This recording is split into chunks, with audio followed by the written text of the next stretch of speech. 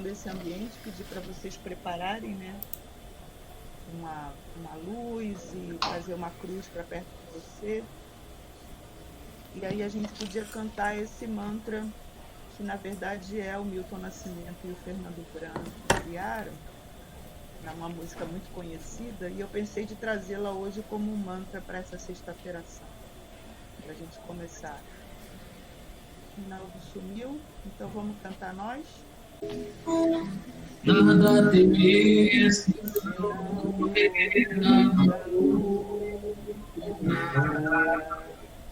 nada fazer, se não esquecer.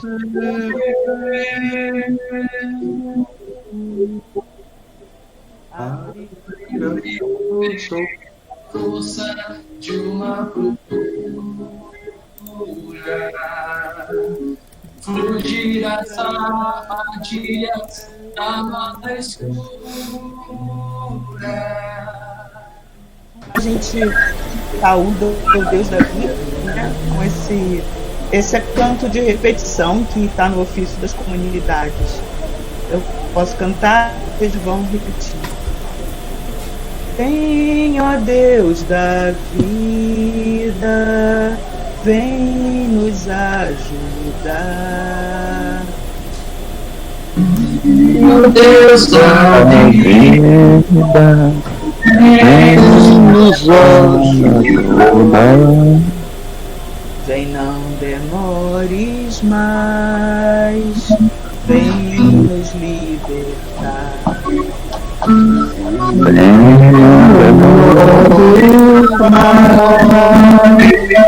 Vem nos libertar.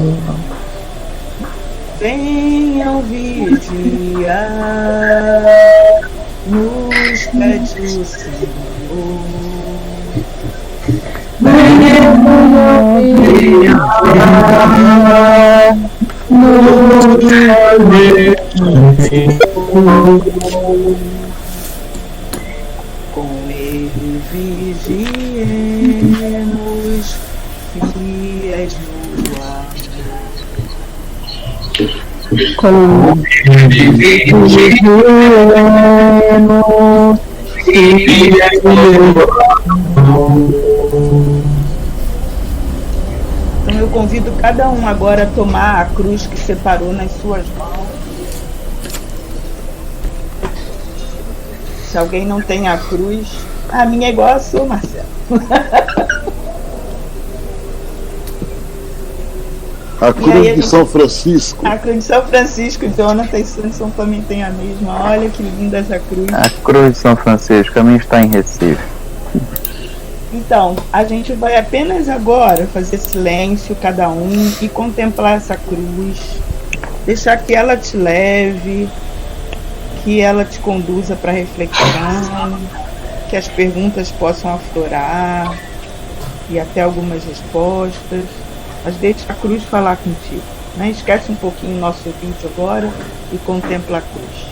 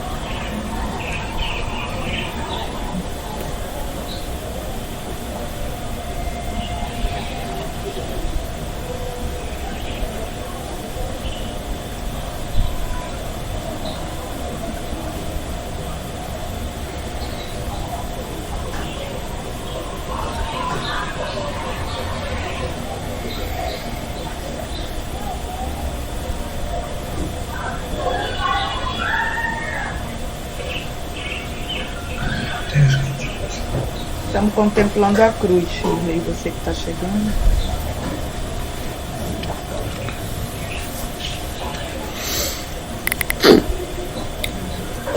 A gente podia deixar ecoar uma palavra cada um que tenha vindo nessa contemplação. Convocação. Sofrimento.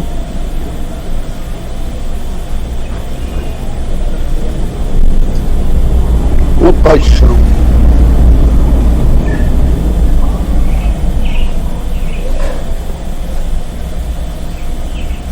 Humilhação. Resistência.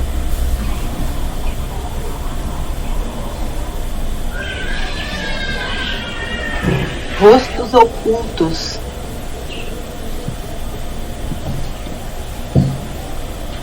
Foi por nós. Reinaldo.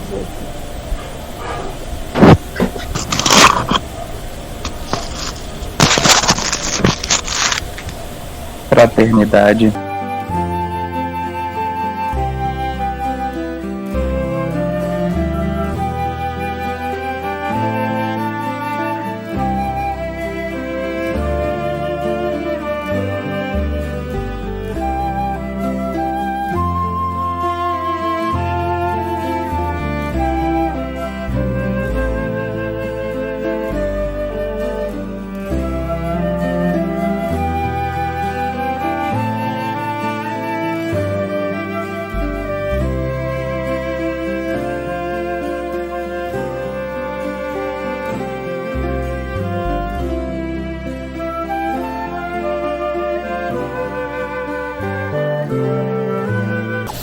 Tem uma oração no roteiro, se vocês acharem aí, no número 4 do roteiro, uma oração para nós fazermos juntos. Vamos fazer bem devagarinho, que a gente está conseguindo rezar junto. Ela se chama A Teus Pés.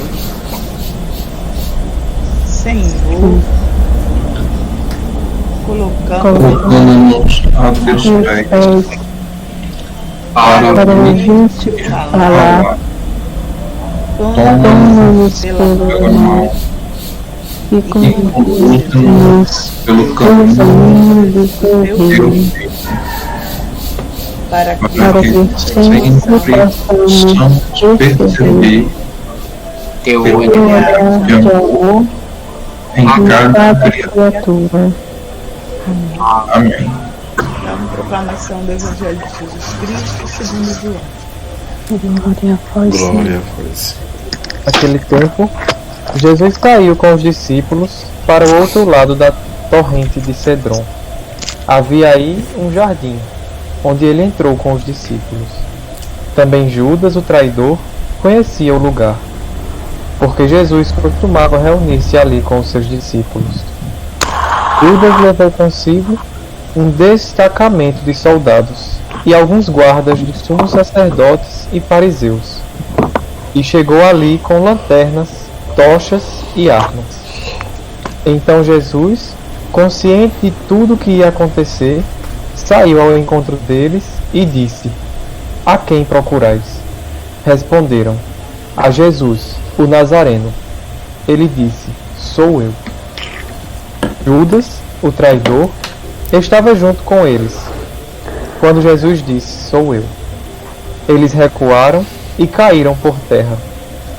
De novo lhes perguntou: A quem procurais? Eles responderam: A Jesus, o Nazareno.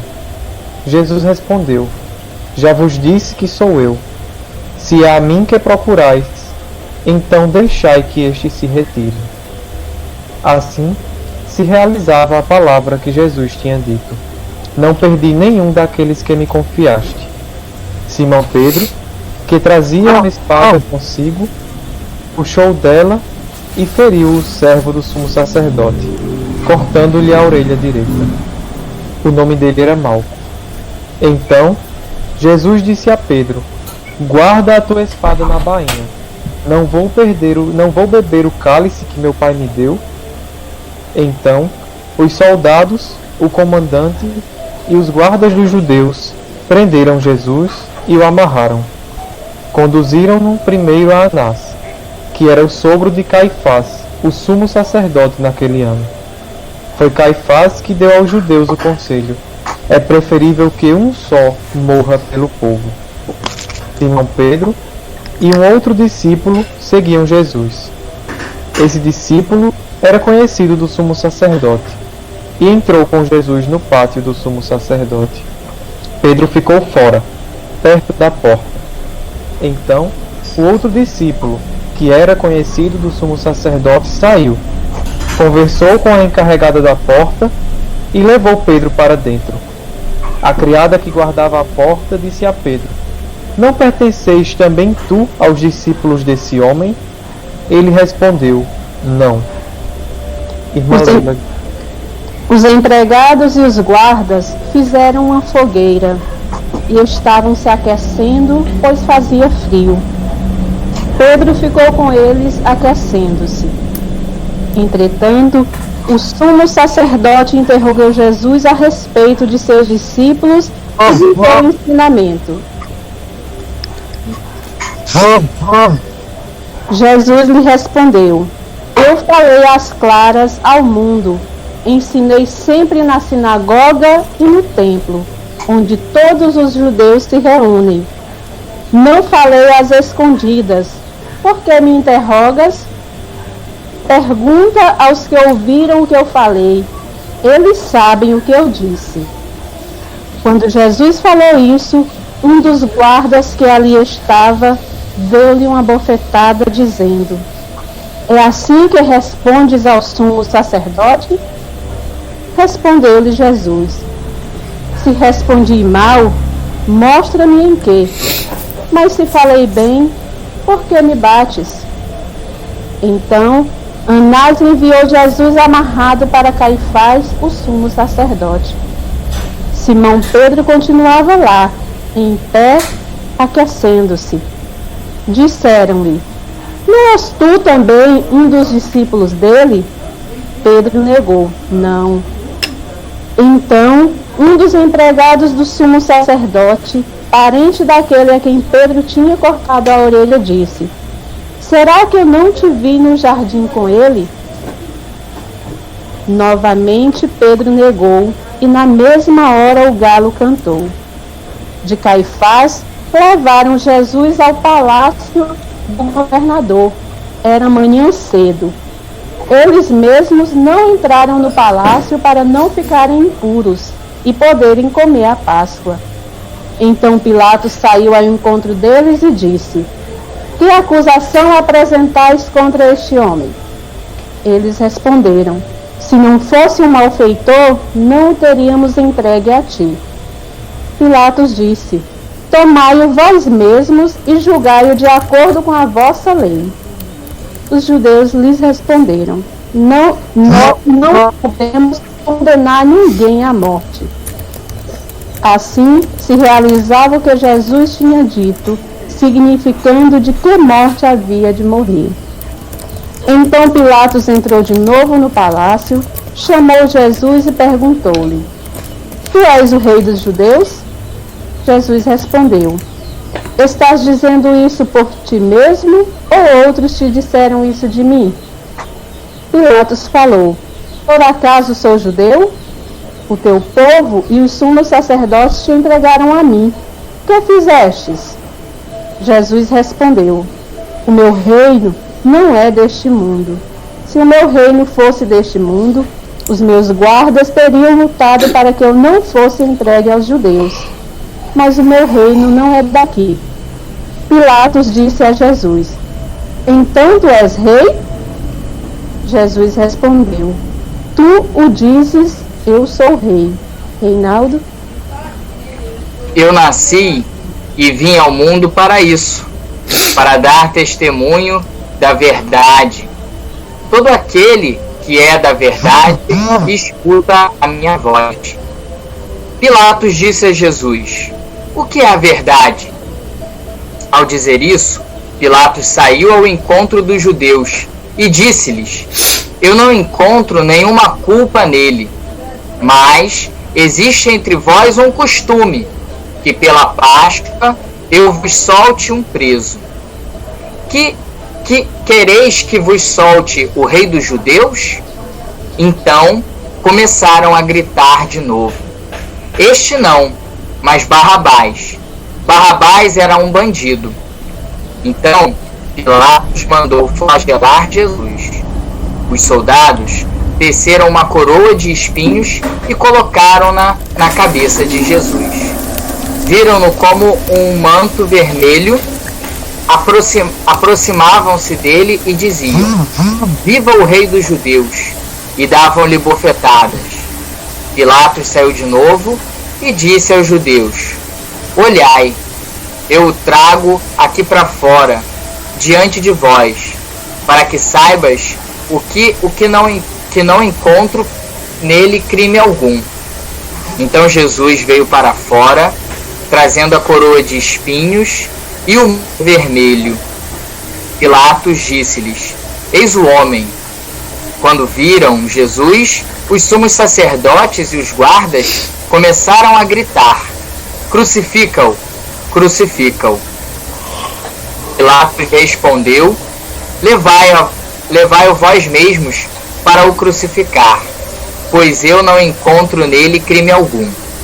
Os judeus responderam: Nós temos uma lei, e segundo esta lei, ele deve morrer, porque ele se fez filho de Deus.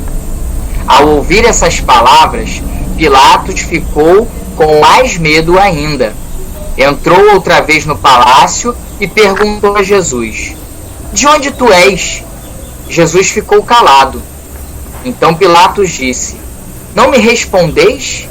Não sabeis que tenho autoridade para te soltar e autoridade para te crucificar?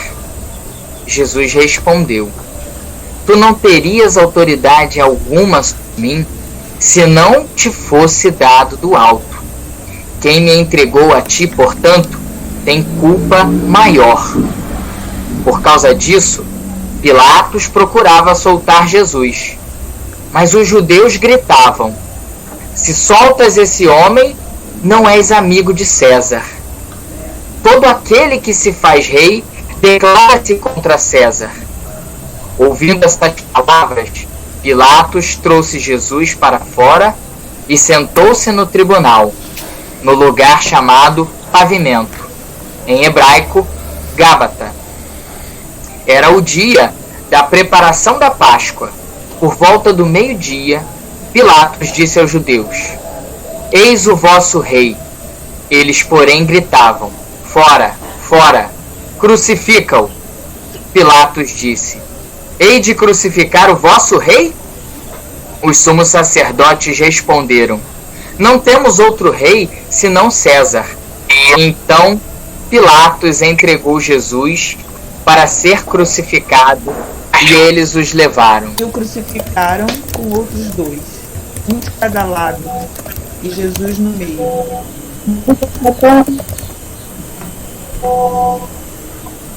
Pilatos mandou ainda escrever um letreiro e colocá-lo na cruz. Ele estava escrito: Jesus de Nazaré, Rei dos Judeus.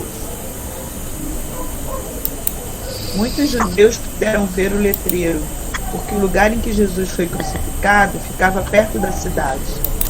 O letreiro estava escrito em hebraico, latim e grego. Então os sumos sacerdotes dos judeus disseram a Pilatos: Não escrevas o Rei dos Judeus.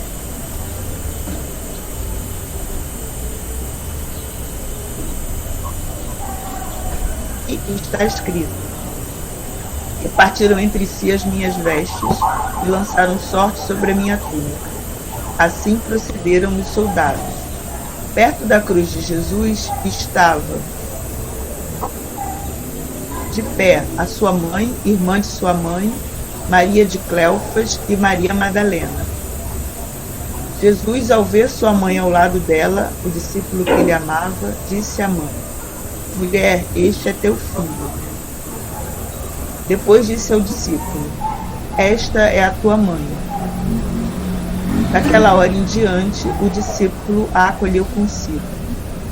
Depois disso, Jesus, sabendo que tudo estava consumado, e para que a Escritura se cumprisse até o fim, disse: tenho sede. Havia ali uma jarra cheia de vinagre, amarraram numa vara uma esponja embebida de vinagre e levaram à boca de Jesus. Ele tomou o vinagre e disse: tudo está consumado. E, inclinando a cabeça, entregou o espírito. Era o dia da preparação para a Páscoa.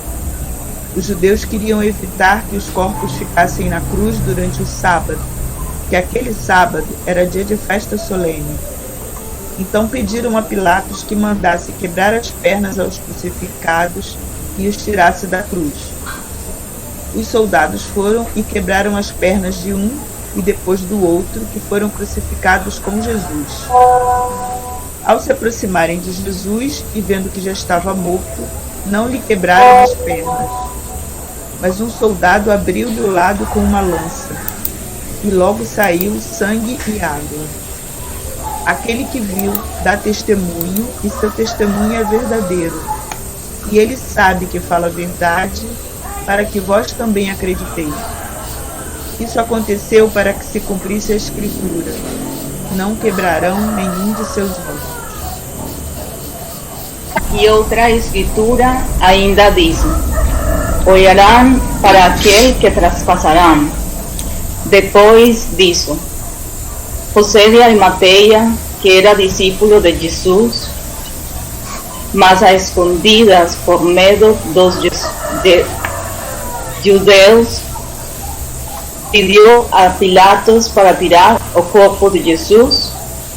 Pilatos consentiu. Então José veio tirar o corpo de Jesus. Chegou também Nicodemos, o mesmo que antes tinha ido a Jesus de noite. Trouxeu uns 30 quilos de perfume feito de mirras e aloes.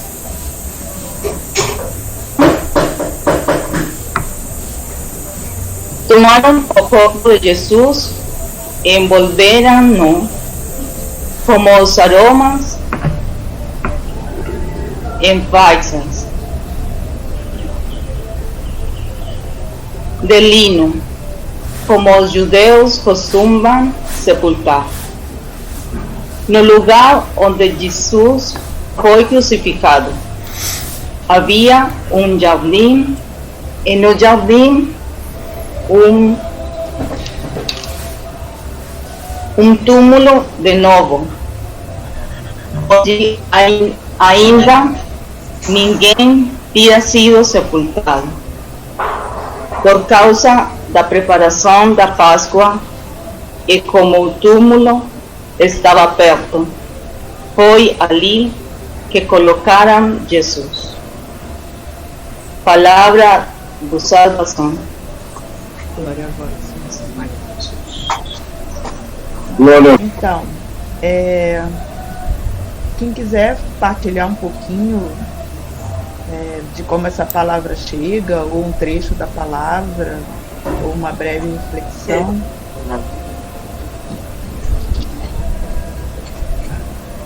Pede a palavra e fala. Vou falar então, posso? Pode ir.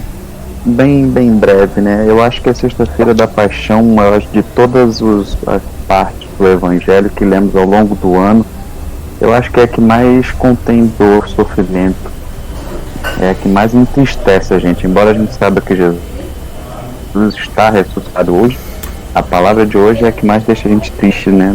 Que provoca sofrimento na gente de ler esses relatos de como Jesus sofreu até a sua morte. E nesse momento mundial que a gente vem acompanhando tanta guerra, tanta dor, não só pelo coronavírus, né? Tanta miséria que a gente vê no nosso Brasil sendo destruído já há alguns anos, tanta gente sofrendo por morte de opressão, por mortes injustas no mundo inteiro, a fome, e essa crise hoje da saúde vem provocando a gente, acentuando, né? Porque essa doença não está escolhendo classe social, política, nada, né? Ela está pegando a todo mundo e dando, digamos assim, um sacode na gente para ver se a gente acorda e se coloca no lugar do outro. Eu acho que tanto essa crise quanto esse evangelho de hoje, acho que eles se completam para que a gente possa perceber o que é o sofrimento do outro e tentarmos refletir melhor como que a gente pode ter mais compaixão, ser mais fraternos e compreender o sofrimento do outro para que a gente possa viver em fraternidade e lutar pela mudança de tudo isso. Então é isso que eu venho pensando desde a de ontem. Como que o sofrimento de Jesus pode me fazer a compreender o sofrimento do outro para ser mais irmãos? Nesse texto, me vem um monte de memórias aqui, do interior de Minas, e a nossa espiritualidade do interior de Minas pinga sangue, né? Da Sexta-feira da Paixão. Então, para mim, é uma tentativa de olhá-la de outro modo. A primeira coisa que me ressoa aqui é uma lembrança de um texto de Nietzsche, que o verdadeiro cristão morreu na cruz. E quando eu deixo ecoar isso, uma frase de um ateu sobre o Evangelho, o que me vem é que o revolucionário morreu na cruz, mas aí saindo da linha do ateísmo, a cruz é nosso lugar também quando nós nos metemos a querer transgredir normas, quando nós nos metemos a querer mudar qualquer realidade. Mas nós não podemos olhar essa cruz desvinculada daquilo que nós vamos celebrar no sábado à noite. A cruz é parte, a dificuldade é parte, mas ela não é o ponto final.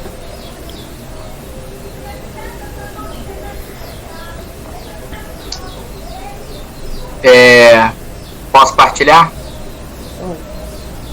Então, esse episódio da cruz, ele me remete às várias violações de direitos humanos que acontecem, né? Tortura e a flagelação do corpo, da carne humana. Como ela se faz de uma forma tão brutal nesse relato do Evangelho. E essa violação da carne, assim, a violação da dignidade da pessoa humana, na Páscoa depois é elevada, né? É elevado por Deus, isso tudo, uma dignidade infinita que Deus nos dá, e como o ser humano é capaz de violar e romper com isso. Então, o marco que eu pego para ler esse texto é o da dignidade da pessoa humana. É isso. Quero só completar a minha reflexão. A partir desse momento de eu tentar me colocar no sofrimento do outro, vocês aí, alguns que trouxeram a cruz de São Francisco, me remeteram também à pergunta que Francisco se fez diante da cruz: Senhor, que queres que eu faça? Acho que também é uma boa reflexão para a gente fazer diante do crucificado hoje, né? Porque ele fez o maior ato de amor por todos nós, então a gente pode se refletir também: Senhor, que queres que nós façamos por este mundo hoje? Eu queria, se possível, só ver uma frase que me chamou a atenção do Evangelho. Eu nunca tinha observado. Assim. Talvez seja uma frase política, não sei, mas isso me incomoda. Se soltas este homem, não és amigo de César. Como isso, a gente às vezes vê isso acontecer sempre, né? A religião, a política e atrapalhar na vida dos parentes, das pessoas mais sofridas. Essa é essa colocação que eu queria fazer. Depois, se alguém conseguir mais explanar isso, me ajudaria bastante.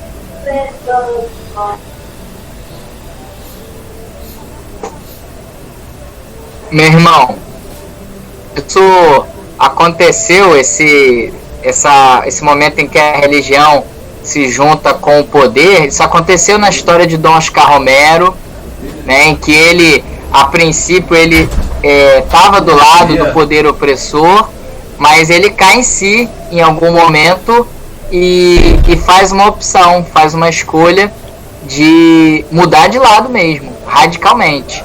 Isso também, de certa forma, acontece na história do Papa Francisco também, em que é aquele dilema de ficar aliado ao poder ou fazer a opção pelos mais pobres. Isso acontece na história desses dois que me lembro agora. Hoje de manhã, na meditação que eu escrevi de madrugada, eu a concluí, ela está no Face, vocês podem ver, ou no blog, eu concluí com um poema do Che Guevara. E esse poema diz assim, eu estou lendo no livro Diálogos com Amor. Cristo, te amo não porque desceste de uma estrela, mas porque revelaste que o ser humano tem lágrimas, angústias, chaves para abrir as portas fechadas da luz. Sim, tu me ensinaste que o ser humano é Deus, um polideus crucificado como tu. E aquele que está à tua esquerda no Calvário, o mau ladrão, também é um Deus. Fiquei rezando esse texto a semana toda para fazer uma partilha com vocês. E o que mais mexeu comigo foi de novo olhar para Jesus. Impressionante se a gente apenas olha para ele durante todo esse texto, porque os diálogos que João propõe tem Pilatos, tem Pedro e os funcionários do templo, tem os soldados, mas eu fiquei olhando mesmo para o rosto dele diante de tudo isso, né? Desde da partida ontem, da prisão e deixar os amigos para trás, os discípulos, até esse encontro com esses adversários, entre aspas, né? Com esses interlocutores que de alguma forma representam o que se pensava sobre ele, né? Então, para mim tem assim, o que ele pensa sobre ele mesmo e o que ele escuta o outro falar dele. E para mim isso é uma pergunta para cada um de nós, sabe assim? O que a gente pensa da gente mesmo e o que a gente ouve o outro falar da gente e nos interpela e fala, nossa, será que eu passo essa mensagem? E Jesus não tem essa pergunta que eu me fiz agora. Ele está muito íntegro, ele está muito em paz com ele mesmo, com essa integração profunda que ele tem com a mística e a prática. Eu acho, assim, falando por mim, né, estendendo um pouco a alguns companheiros e companheiras que muitas vezes se veem divididos entre a mística e a prática. Mas Jesus integra isso de tal forma que não dá para você distinguir, não dá para você dizer aqui tem espiritualidade, não, aqui tem política. É uma coisa só, é uma ação única. E ao longo da história, até Marcelo fala isso no texto que ele preparou para a reflexão de hoje, ao longo da história é impressionante como a leitura da igreja se afastou disso e colocou essa dinâmica de Jesus é o Salvador, né? E colocou essa compreensão de que ele é a vítima. Isso justificou esses anos todos uma série de coisas, gente. É impressionante como essa compreensão de Jesus como vítima. Esse eu vejo. Eu sei que esse é o que você trouxe. Esse foi o que eu levei. Foi? Então foi. Da proposta do ela desvirtua. Porque vem com uma coisa que está muito arraigada na cultura, de que Adão e Eva cometeram um pecado original e aí em algum momento da história Deus Pai dá um jeito de consertar essa confusão toda e envia o Filho e dá uma segunda chance, né? Só que essa segunda chance é o grande enviado de Deus que vai cumprir a lei, que vai nos resgatar do pecado e que vai fazer a grande mediação dando a vida por nós, né? Eu lembro, gente, eu tinha 15 anos e numa das primeiras palestras que me levaram para caminhos de igreja, né? Era a Juventude Ação Mariana, o JAM. E aqueles retiros de jovem bem impactantes. Eu lembro de uma moça sentada numa mesa, ela deu a palestra sentada na mesa, eu achei aquilo revolucionário, ela sentada na mesa. Mas ela olhava para mim e falava, Jesus morreu por sua causa. E aquilo me dava um impacto emocional e uma dor, uma culpa, mas ao mesmo tempo alguma coisa dentro de mim dizia, não é assim, não é assim. Né? E como é que isso ficou, né? Por que será que isso ficou? Por que ficou marcado uma compreensão da morte de Jesus como esse bode expiatório? E precisa, então, como o amigo falou, Reinaldo, de tantos bodes expiatórios sempre. A gente precisa de muitos bodes expiatórios para expiar as culpas e para resolver um ciclo de violência que não acaba nunca. E para isso também eu acho que justifica, não sei se vocês concordam comigo, uma certa assimetria de poder no sacerdócio, porque precisa de um grande mediador que esteja ao lado dessa lei sagrada e nos conduza ao processo salvífico. E aí, para mim, justifica também que não somos todos sacerdotes, que precisa sempre ter um grande mediador, né? Um mediador legitimado por uma hierarquia. Mas então, para levar assim para o final essa reflexão, o que eu vinha dizendo, que eu estou percebendo e sentindo durante essa semana, é que isso mexe no núcleo da proposta de Jesus, que tudo que Jesus fez foi fidelidade a essa mística que o habitava. Tudo que Jesus fez foi esse ob audire, né, esse ouvir mais profundo a essa mística. E quando se ouve profundamente essa mística, ela leva para essa fidelidade. Não há outro caminho a seguir. Não há outro caminho a seguir. Pergunta para cada um de nós aqui, pergunta para o fundo do seu coração. Não há outro caminho a seguir. Quando a gente ama profundamente, só há um caminho, né? E não é um caminho de reinos e um caminho de glória, um caminho de arrogância ou dizer venham todos. Se a gente olha para Jesus, ele corre de ser famoso, ou de ser louvado, ou de ser proclamado qualquer coisa.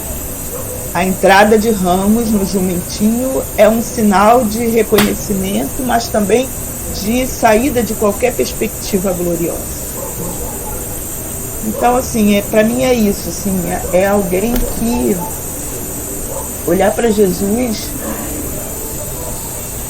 de alguma forma eu volto a olhar o pecado original, porque a pergunta quem é Deus, né, que não está fora, que está dentro, está mais profundo da gente. E aí quando se responde essa pergunta, só há um caminho. Por isso a cruz e a ressurreição estão integradas. Por isso a gente pode olhar para os irmãos que foram martirizados, para as irmãs que foram martirizadas, e ver o quanto a cruz e a dinâmica salvífica, que não é uma salvação separada da vida, né? É todo um dinamismo, e isso está muito integrado. Veja bem, essa dimensão, ela realmente, ela parte, alguém colocou aí, a gente fica triste, né? E esse sentimento de tristeza, de incômodo, de sensibilidade, eu penso que ele é muito forte, porque ele eu diria que é o ponto assim, fundamental que nos faz voltar para a mística, né? Porque ela não vem de uma questão racional, ela vem de uma questão realmente, ação afetiva de amor que você tem consigo e com o próximo, né? Você não, essa elaboração que a gente faz, a gente é criança, faz correndo, a gente não tem, mas a gente já tem a sensibilidade de perceber, de se identificar, de sensibilizar com o sofrimento do outro. E aí a gente começa a elaborar e constrói essa nossa esperança de fé que se concretiza na pessoa de Jesus. Então essa cruz é como que uma forma de, como eu entendo, de você tocar um conecta si, você tem humano, e essa sua elevação para essa relação de esperança maior, né? É isso completamente, né? Realmente dialético, né, conflituoso que a gente tem na vida, né, de que quando a gente assume uma responsabilidade em conflito, tem consequências sempre. E essa consequência, ela pode levar até a uma questão de uma morte política, um assassinato, como esse que aconteceu com Jesus. Né? E fica muito claro esse risco da gente, mas fica também, por outro lado, no modo de entender, a questão da coragem, o que significa dizer, sem ter medo, né? E não ser uma pessoa temerária que se joga, entrega de graça. Né? É um compromisso, é uma resistência, e diante de qualquer situação, é a atitude de coragem, que fortalece a gente e faz a gente realmente conviver com a cruz diária, né? A cruz não é um evento que acontece no momento, né? A cruz ela acontece nos momentos de decisões, todos os momentos de decisões. Então, esse momento de cruz é um momento que eu disse que a cruz, na verdade, ela está presente em toda a vida, no momento de decisão da gente. Mas o que eu disse também é que antes da gente chegar nesse enfrentamento dessa cruz, a gente passa por um momento misto que antecede qualquer elaboração religiosa, que é o momento mais primário que a gente pode dizer do afeto da relação, que a gente se sensibiliza com o sofrimento do outro. E aí a gente começa a se identificar com aquele outro, estabelece uma relação afetiva, e a partir dessa relação afetiva a gente se depara com algo a mais, com uma representação como essa, que nos faz criar uma forma mais palpável na elaboração da fé. Né? Então é isso que eu fiz referência a um colega que chamou a atenção, que hoje era um dia de sofrimento. Né? Então é esse sentimento de sofrimento, é se sensibilizar com as dificuldades, com o sofrimento seu e do outro no momento de crise, que faz com que a gente mergulhe nessa experiência mística de encontrar dentro de si uma relação que possa lhe fortalecer, mas que também lhe abra para a relação com o outro. Então essa cruz, ela passa por esse momento de aceitar a realidade crítica dessa vida, que são os momentos de decisões. E é nesse momento de decisões que você se depara realmente com a questão da contemplação desta cruz enquanto amor, mas um amor que se fortalece nesses momentos de dificuldade, né, e que você enfrenta de uma forma corajosa. E aí eu fiz a distinção, né, entre o medo e a temeridade, né? Nem você ficar com medo e nem você se entregar de situações, mas você saber, por exemplo, diante de Jesus, que cada ato político, seu, né, cada ato que você faz na sua vida traz consequências. E no caso de Jesus, ele foi tão firme nas suas escolhas afetivas e políticas, que ele foi levado a esse momento mais alto, que foi o assassinato. É isso aí. Então a cruz representa um movimento crítico nessa condição necessária de existência, né? Mas que o enfrentamento dela se dá por essa relação afetiva.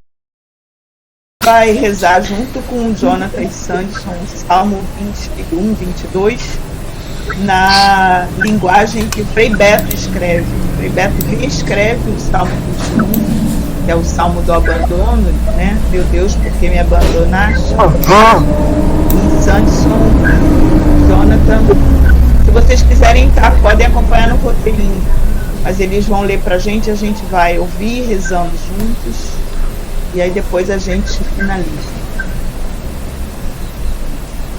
Meu Pai, por que nos abandonastes e permanecei longe de nossas súplicas e de nossos gemidos? Meu Deus, de dia gritamos por vós, como a sirene pede socorro. Não ouvis? De noite imploramos com a força do homem diante da agonia do filho e não te ouvimos. Entretanto, vós habitais no Harlem, em Madureira, nas Baixadas, em Calcutá, sois a glória dos povos.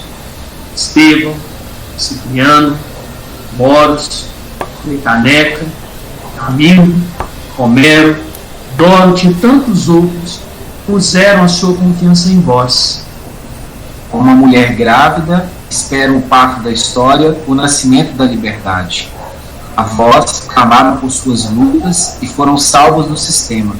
Confiaram em vossa causa e não foram traídos. Nós, porém, somos oprimidos, oprimidas.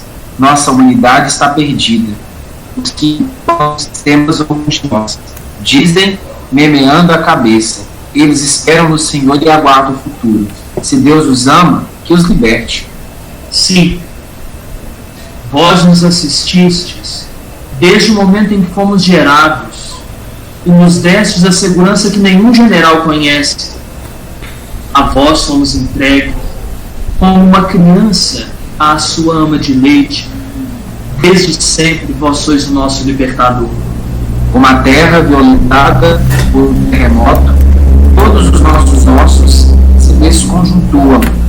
Nosso coração torna-se de cera e se derrete em nossas estranhas. Senhor, não nos deixeis na solidão de um empregado que trabalha à noite, sem companheiros. Não tenho a coragem de Jesus. Então anunciaremos a vossa libertação aos nossos irmãos. A vós daremos louvores maiores que os recebidos por todos os libertadores da história. Porque ele não rejeitou, nem desprezou o sofrimento dos escravos e das escravas brasileiras, dos índios, das índias norte-americanas, das negras e negros sul-africanos, das camponesas e camponeses asiáticos. Nem deles desviou sua face.